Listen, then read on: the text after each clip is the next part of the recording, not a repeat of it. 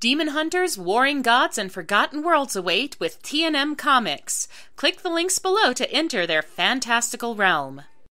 Hear me, ye creatures of the nether realms. By the powers of the inferno I conjure thee to do my bidding. Bring me my rightful prey, that my vengeance might be sated.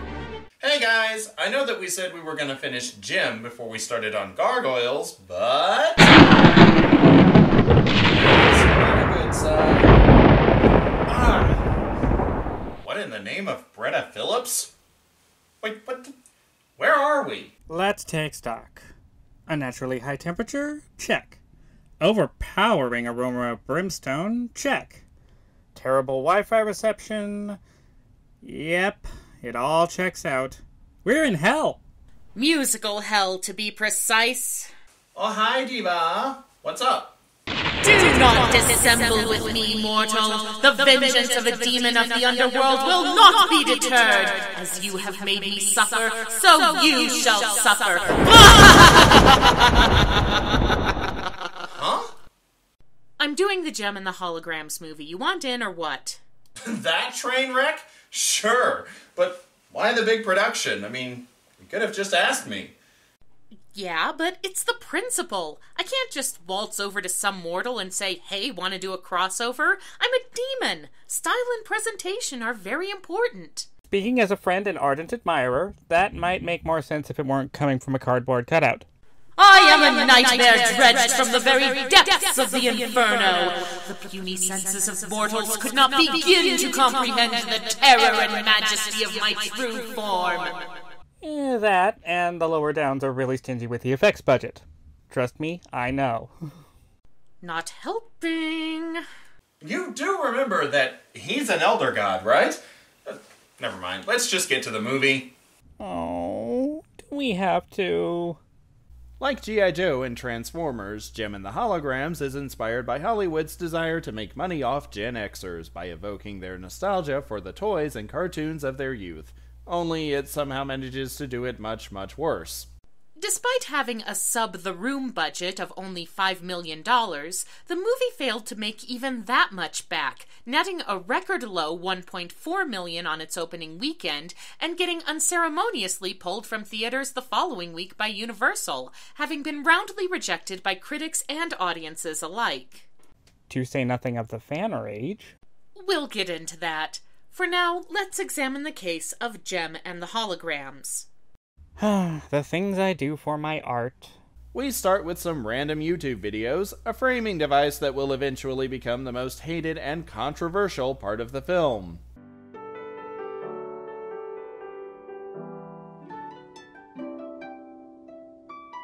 Wait, I recognize that song. That's Let Her Go by Passenger. If we're going to hear covers of that, the least they can do is throw in the Within Temptation one for spice. There's also some falderall about YouTube personas being secret identities that we hide behind and use to share our weird projects with the world.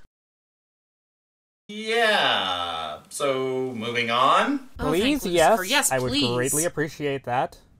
This pseudo-philosophy for the internet age is brought to us by Jerica Benton, who is recording a confession for the YouTube audience and fills us in on her backstory. She and her sister Kimber are orphans, taken in by their Aunt Bailey and her two foster daughters, Shayna the fashionable one and Aja the cyberpunk one. Jerica and Kimber's late dad, Emmett, was working on a device called Synergy, but left it tragically incomplete at the time of his death. The bad thing is, if this weren't Gem, it would be a decent start. I'm going to disagree, and since this is my court, I'm going to go ahead and call sin number 1 on this prologue, mainly because it's show don't tell, and because the stuff it's telling us is shown immediately afterwards during the busy sibling rivalry opening.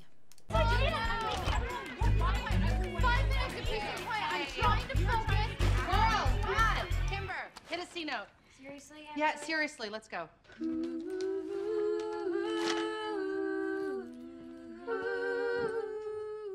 Ooh, now let's all join hands, roast marshmallows, and iron each other's hair. After the impromptu jam session, Shayna exposit dumps about how money is tight and they need to sell their house. So we're starting off with a plot point that was old when Disney was doing it in the 50s and 60s.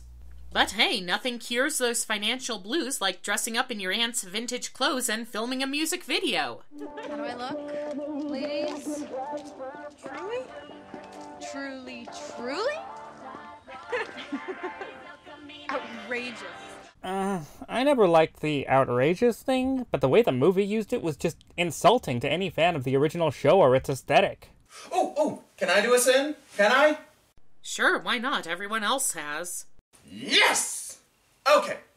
Sin number 2 is the poor aesthetic choice. However much I rag on the animated series for its poor fashion choices, Jim has a style that is unique unto itself. True, other cartoon shows from the 80s had telltale giveaways as to which decade they were made in. See leg warmers on the Pixie and Kid video. Jim, however, chose to go whole hog and embrace the 80s cliché. Yes, this dates the series drastically, but I also feel like it gives the show a timeless quality. Jim looks and feels like it exists in this tiny little bubble filled with 80s everything. The clothes, the hair, the makeup, the vehicles, the backgrounds, and most importantly, the music. Jim is the 80s in a nutshell. This film feels like it was cloned from the set of a Disney Channel original movie. Not only does it not have the same aesthetic as the animated series, it doesn't feel like it has an identity of its own outside of vaguely modern 21st century. Jem and the Holograms is many, many things, but the cartoon was never boring. Cringy and cliche a lot of the time, dated and aggravating almost constantly, but never boring. It does not need to be dialed back. It's supposed to be over the top, and colorful, and blinding in its awfulness. We want Schumacher. We want Roger Corman. We want James Gunn, but from the 80s. Really, the concept of a woman using her late father's revolutionary AI and holographic technology to lead a double life as a globe-trotting pop star and a record executive/philanthropist is something so absurdly cheesy and over the top it could only have come from the 1980s. If this movie had embraced a retro aesthetic, either by being set in the 80s or by juxtaposing the 80s mentality against modern sensibilities, like Austin Powers or the Brady Bunch movies, it might have been able to sell its more ridiculous moments. As it is, the whole thing falls flat. Kimber encourages Jerrica to perform one of her own songs, but Jerrica is saved by a timely appearance from the exposition delivery service, bringing a notification that the house is about to get foreclosed on. Aunt Bailey tells her not to worry about it, but Jerrica is still concerned, and, prompted by a vaguely inspirational sticker on Synergy, she decides to let her feelings out. In song form. Even in a crossover, that clip is inescapable. With the aid of a wig and makeup, some low lighting, and her father's pet name for her, Jerrica, as Jem, records herself, and thus a legend is born. What if I'm wrong? And there's a million others just like me. Or a third-tier indie pop act that wouldn't make it past round 2 of America's Got Talent, take your pick. Before we get into it, can I assume that Jim's origin story is sin number 3? Oh boy, is it ever. See, Kimber interrupts Jerrica before she can delete her video, and instead of getting rid of the recording like her sister obviously wants, decides that exposing her to the entire social media network is the way to go.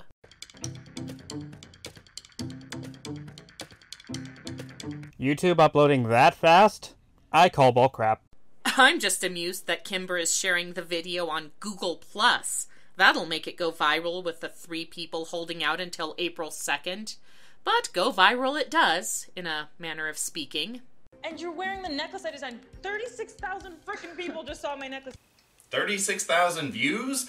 That's, well, decent, especially for a premiere YouTube video, but that's not what would take what's basically every white teenager with a guitar and turn them into a household name.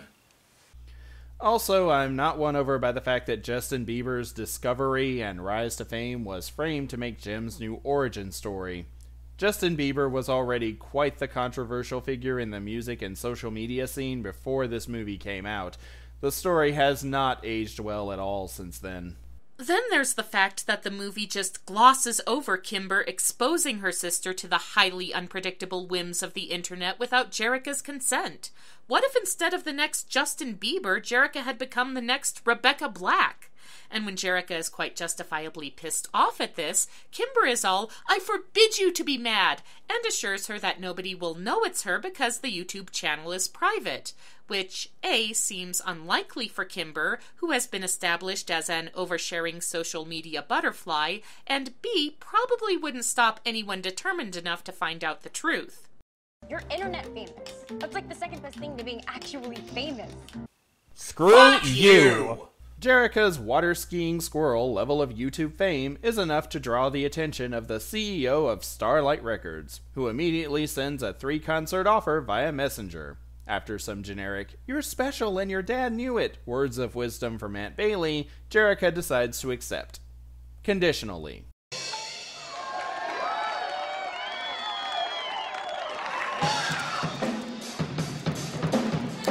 The movie does not know what the words non-negotiable mean. Worse, it shouldn't have to. We haven't even seen Erica Raymond yet, and she's already being a dick for no reason except to be a dick. So on brand, I guess. Seriously, I have seen movies where musicians were flown to LA by hot air balloons, sold their souls to the boss, had their music stolen, got sentenced to life for first offense drug possession, broke out, got disfigured by a record press, and then sold their souls to the boss. And this is the most wildly fanciful portrayal of the music industry I've ever seen. Never mind, Jerrica gets her backup band, and enter Erica Raymond. This is actually something that I defended initially. Switching Raymond from male to female does not mean that the character loses most of their traits. Erica Raymond can be just as conniving, unscrupulous, amoral, and greedy as the male version, but the movie doesn't justify it, and it changes the character dynamic. In the animated series, Raymond embodied the exploitive, patriarchal regime that the music industry so often is. However badly it was utilized, there was a sense of rebellion to Jerrica's taking over Starlight Music and running it the way she knew her father would have wanted. Raymond was brash, excessively macho, and misogynistic on top of everything else. These things are missing thanks to Raymond becoming Erica. It's made worse by the fact that Jem's love interest, Rio, is recast as Erica's son and the heir apparent to Starlight Records, the latter of which was Jerrica's role in the cartoon. So instead of the story of a young woman proving herself in a male-dominated field, we have an evil matriarch withholding a privileged man's rightful position of authority. So much for girl power. But my main issue with Erica is that, if possible, she's even more obviously and absurdly evil than her animated counterpart. I mean, look at her! She doesn't have resting bitch face. It's a very active bitch face that goes through a broad spectrum of bitchiness in every scene that she's in. There's no reason Jerrica or anyone else would ever trust her. Though Nyarlathotep bless Juliette Lewis, she is doing her damnedest to put on a good performance despite the horrendable script. Heralded by her bodyguard Zipper, Erica strides onto the scene being all catty and superficial and obviously evil, and moments later she's whisking all 4 girls to LA via the traditional looking out the car windows in excitement montage. And Aunt Bailey is okay with letting her 4 daughters go off with 2 total strangers who work in the music industry. That woman needs to go back to the 80s and watch a stranger danger video stat. Don't be fooled by tricks, don't fall for a phony story. Once they arrive at Starlight Records, Erica begins the makeover portion of their rise to stardom, complete with esteem-puncturing comments. Oh my god, those boots. I had those in high school, and I got made fun of so much. Although that does sound like crap that Raymond would say to the Holograms. Or anyone, really. Erica demands Jerrica remove her deceased father keepsake earrings and promises to hold on to them for safekeeping, which is something that makes no sense and will set up something that makes even less sense later. Time for that good old 80s throwback, the makeover montage!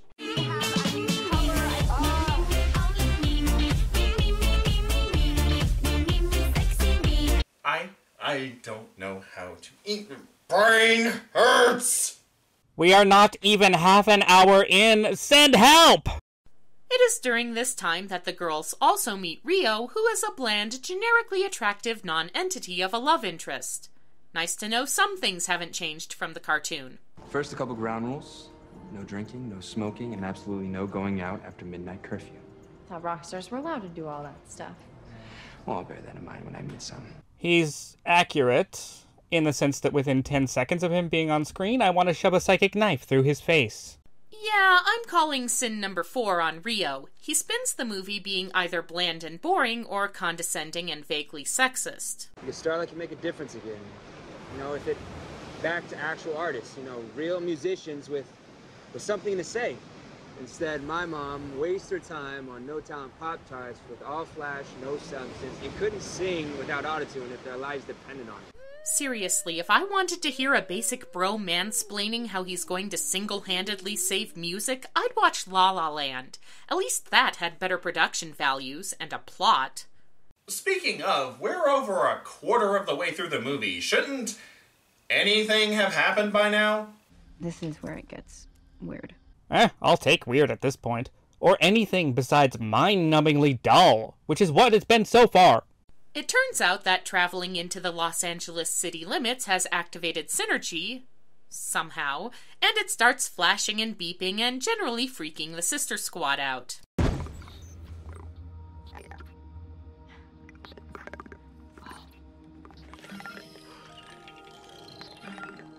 Synergy? Stop the movie! I want to get off! It looks like the bastard child of Wall-E and Eve! With maybe a bit of the alien monkey from the Lost in Space movie. Synergy projects some home movies and a map on the ceiling, and I can't stand it anymore. Sin number 5 is the sorry excuse for a plot this movie has.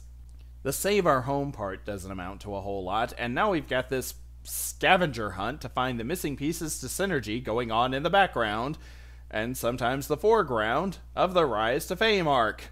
Neither of these plots feel like they belong in story or justify the 2 hours this movie stretches itself out to.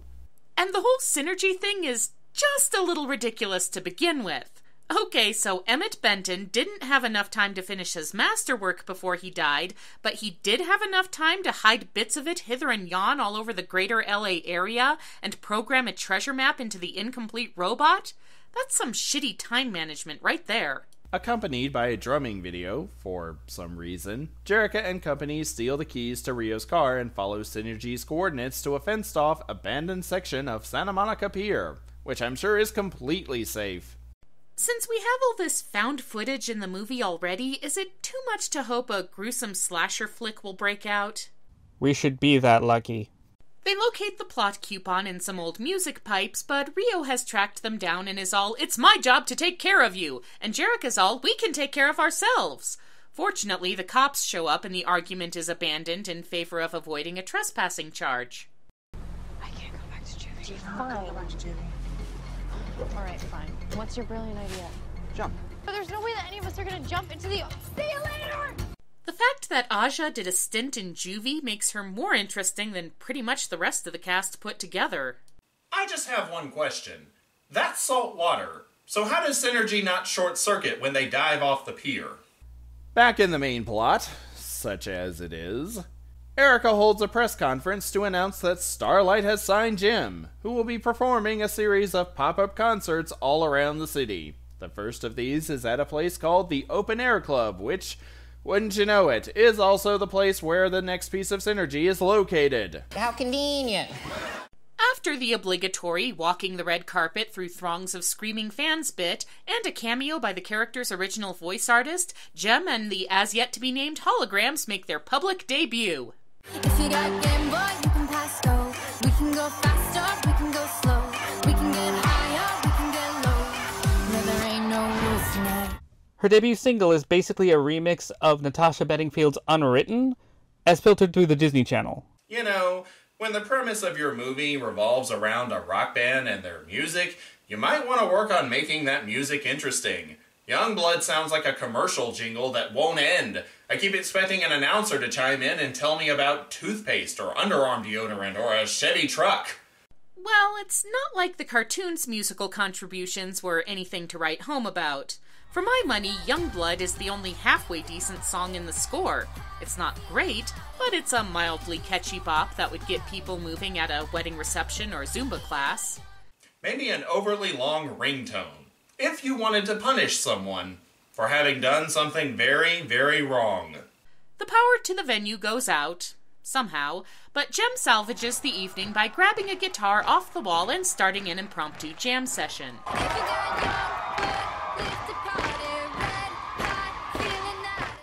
I admit, I have a weakness for when bands pull off this kind of thing, and if the song were any good, I would feel a lot better about having said that. As it is, I want a shower. As it so happens, the guitar belonged to Jerica's dad, and the second piece of Synergy is located inside of it. Yes, I'll take convenient coincidences for 300, Alex. But there's still one piece left, and Synergy isn't giving any more clues, making it even more useless than it's been the entire movie so far. But we don't have time for that now, because Jem's first show has been a big success and the entire internet is raving about it.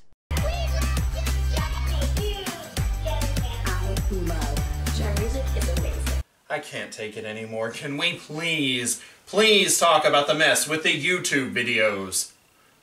Sure, be my guest. Well, you already are, but never mind, just go off.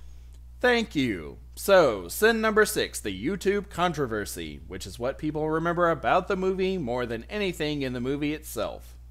While the film was in production, the studio requested that fans of the original animated series make videos and post them online, talking about the show and what it meant to them.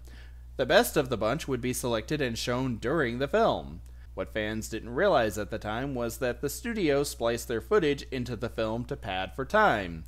Worse, they edited the footage in so that the context was changed, to make it sound like fans were talking about Jem the character from the movie instead of the animated series.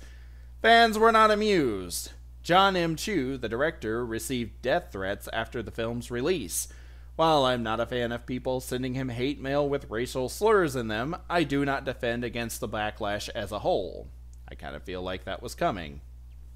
Understandable if overzealous fan rage aside, that's only part of the problem with this whole YouTube angle. First, it's painfully obvious that the fan videos were made in response to the 1980s series, not the in-film character. The cosplay is based on the original Jem, the cartoon's logo is prominently featured, and there's even a guy who has an episode playing on the TV behind him. Second, the prominent use of YouTube, along with the rest of the movie's 21st century trappings like the Google Earth transitions, just feel like a self-conscious effort to make the material modern and relevant, especially when they bring in random celebrities. Jem and I dated for like 6 weeks. It was pretty serious. Dude, you're married. If it helps, he's really talking about his sister's Jem doll from when they were kids. That's not better. That's the opposite of better. Speaking of, how old is Jerica supposed to be in this? Because I'm getting a distinct high school vibe from her and her sisters, and yet she's got this romantic subplot with Rio, who is an internet starlight and is probably over 18, and looks to be somewhere in his 20s. You know, I think you're onto something. Ew. Ugh, right! Moving on!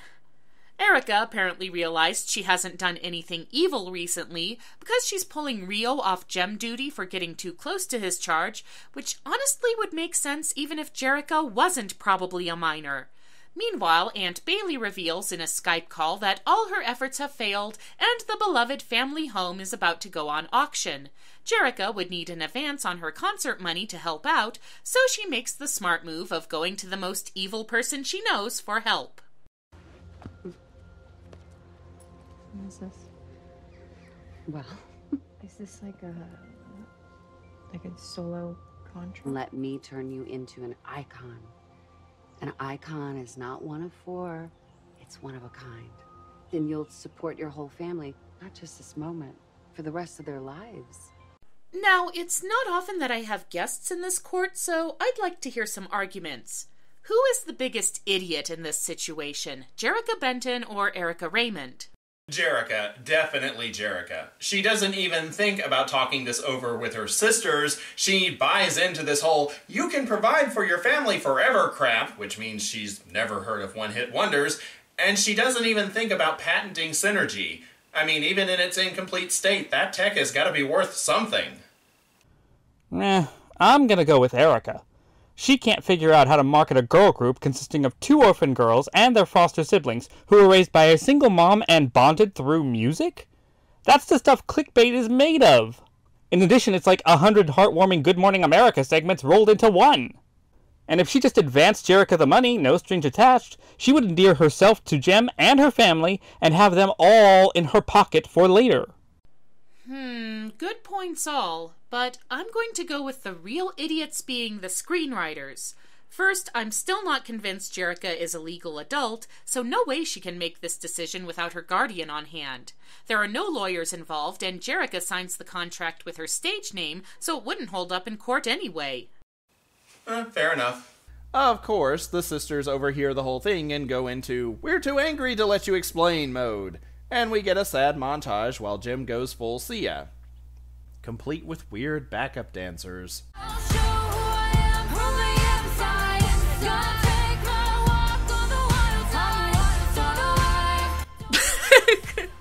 I'm sorry. I know they want this to be sad and tragic, but it's really the funniest part of the whole movie. Well, at least it inspired a reaction beyond boredom. So the band broke up, which means, as per the show, they get back together in... about 10 minutes of screen time. Yeah, that tracks.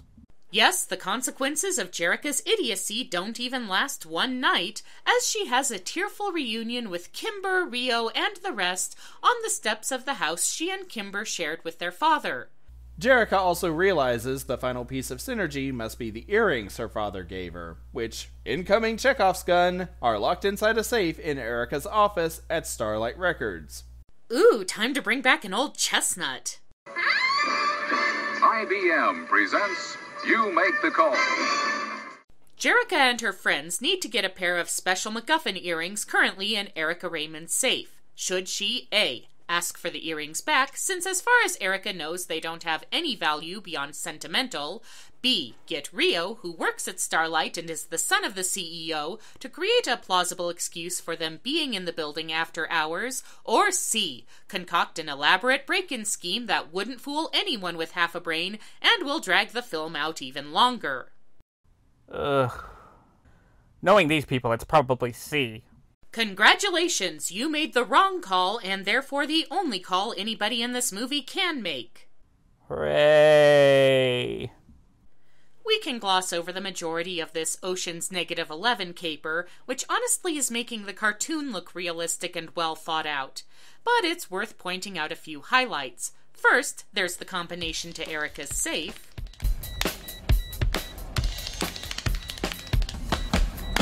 That's the stupidest combination I ever heard in my life! That's the kind of thing an idiot would have on his luggage! Also in the safe is a copy of Rio's father's will, for Deus Ex Machina reasons. And a large part of this whole scheme revolves around Jerrica donning her Jem persona, which Erica, having the idiot ball, hasn't warned the security guards about, and getting the help of a valet who's desperate to have Erica listen to his demo CD.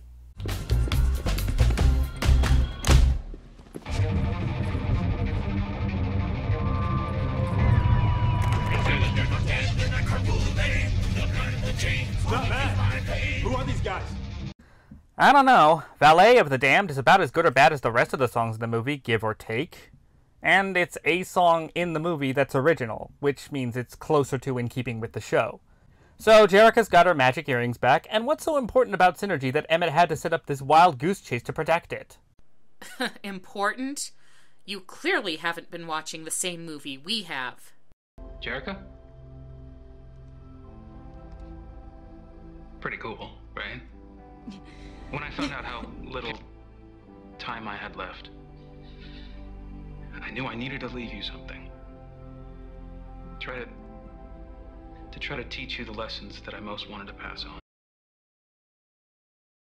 The whole Synergy subplot is terrible, and it's true the concept was never utilized very well in the animated series. The main characters tended to call on her whenever they wanted something, and she remained in the background otherwise. In fact, there are multiple times where they forget she exists. Regardless, taking Synergy and turning her from a supercomputer and holographic projector to a pocket-sized Robo-Sapien iPod on a unicycle was just... why? Furthermore, Synergy in this movie is superfluous.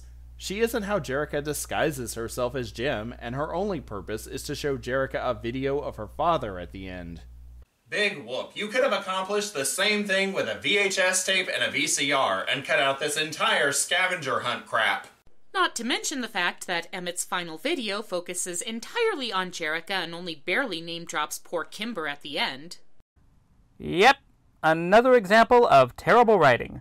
Kimber is no more than window dressing to her own father. It's pretty gross, honestly. So we come full circle with Jerrica finishing revealing herself as Jem to the camera, only to decide the news will be much more effective coming after her final concert. So yay, good to know that particular gimmick was entirely pointless. Jerrica and these still unnamed holograms get ready for their concert, and Erica can't do anything about it since her late husband's will revealed that Rio could take over Starlight pretty much whenever he damn well wanted to. Zipper immediately sides with the new boss, Erica is escorted out, and Jim makes her big confession to the audience. Kinda. The truth is, though, for a long time, I didn't know who that was. So, I let other people define me. One more song. It's one more freaking song, Jem. Shut up and sing so we can end the movie. I want my life back. It's you. It's you. It's him. It's her. You're Jem. We're all Jem. Not me. I am Groot. I am Iron Man. I am your singing telegram. Jem and the Holograms, now officially named by Rio of all people, have their victorious finale. At Bailey cheers from the audience, more misused YouTube videos are thrown in, Jem and Rio kiss. I'm still not comfortable with that. And it's over? Please? No, let's not forget the orphaned sequel hook. Poor little thing with no franchise to lead to. Wait.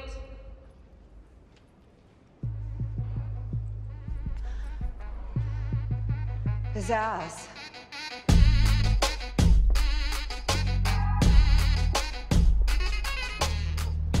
Rio's with her. Oh, hey, it's the Misfits. One question.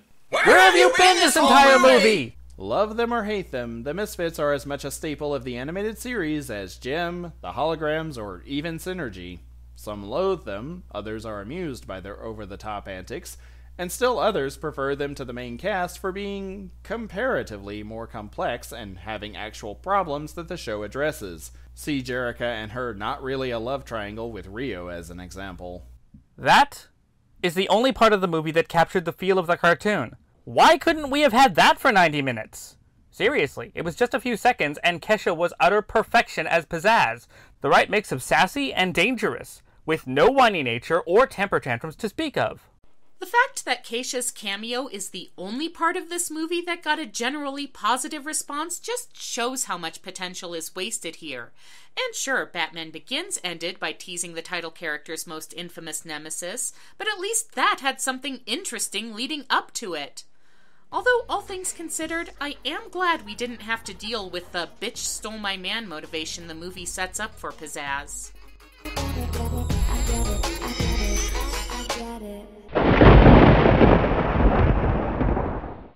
Oh, sweet Lucifer. Well, visitors first. When it comes to adapting material for the big screen in order to cash in on nostalgia, there are always several obstacles to consider right from the get-go. Assuming that the material is more than a decade old, there's the issue of it having been tailored to suit the tastes of a previous generation. This means taking something that does not necessarily suit the present viewing generation's tastes and altering it for a new audience. There's also the matter of whether or not the original was any good, something that any adaptation of Jem would find daunting. Jem was not a particularly good series, but it was entertaining and campy fun.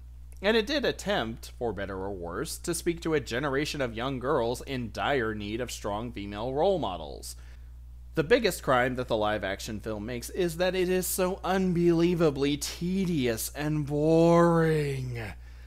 Again, the animated series is an 80s cliché train wreck, but the film stalls before it can take off and then lingers in the runway like a half-dead pigeon. I will say that the acting is not bad. There are mediocre performances, but most of the leads do their damnedest. It's just that the material they have is so goddess awful. The lack of misfits or any solid antagonist, the clumsy, ramshackle plot, the stiff dialogue, the piss-poor aesthetic choices, and the loss of any substantial girl power message makes the movie ring hollow. And I'm sorry, but I really hate Youngblood.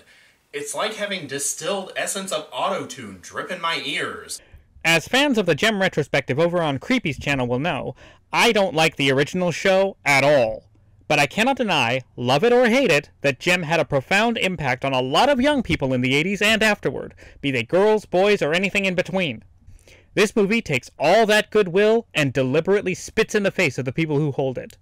Without the Gem name being attached to it, you wouldn't even know it's meant to be the same band. There were times when the movie could be outright insulting, making fun of both the original show and its fans, while still banking on their money to make its own pitifully small budget back. And I won't even get into what they do with other people's YouTube videos. That's just plain criminal. Adaptations don't need to be scrupulously faithful to their source material, but they do need to be able to stand on their own, and Gem and the Holograms doesn't. At all. It's meandering, pointless, and perhaps most unforgivable for something based on a cheesy kids cartoon from the 80s, unbelievably dull. So I think it only fitting that everyone involved is condemned to watch nothing but bad TV to film adaptations. I'm talking The Flintstones in Viva Rock Vegas, Wild Wild West, The Avengers, Dragon Ball Evolution, and of course, The Last Airbender. Don't forget the Michael Bay Transformers sequels. But, really, this was fun. We should do it again sometime. Hopefully not too soon. Now how do we get out? Convenient context-sensitive exit. What happened to showmanship? I just finished watching Gem and the Holograms. You think I have the energy to give you an elaborate send-off? Good point. Good thing I have my handy-dandy get-out-of-hell-free card in my wallet. How did you get that? Did you have a birthday recently? I'm an internet reviewer. These kinds of things happen. And activate. Don't worry, I know the number of several good shrinks. Some you might even find down here. As for me, there's several dark rum and cokes on a beach in Playa Mujeres with my name on them. So let it be recorded. This session of the Infernal Court in musical hell is now adjourned.